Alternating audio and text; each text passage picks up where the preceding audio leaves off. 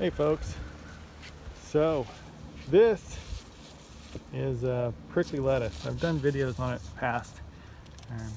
See, it's got little spines right there. I've fed this to my rabbits and they love it. A few years ago, I was really feeding some of my rabbits almost exclusively things like prickly lettuce and other weeds, kind of like wild sunchokes or Jerusalem artichokes, the leaves off of those, along with these and just grass and everything. And rabbits absolutely loved it, and they were doing great on just that for their food.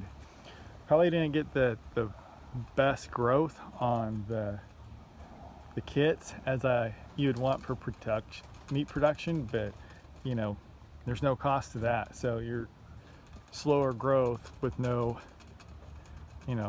additional expenses. Works great. But it's like I just found some growing right over there, and so I chopped it, and I'll be able to do that for a while, but I need to try to figure out how to collect the seeds.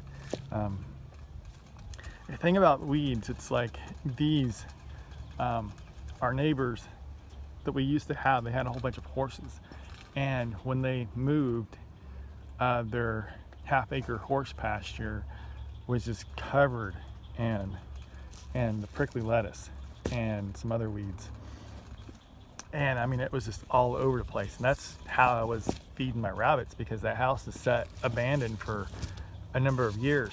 But I noticed, like, the first year after the horses were gone, this was just all over the place. The next year, it wasn't.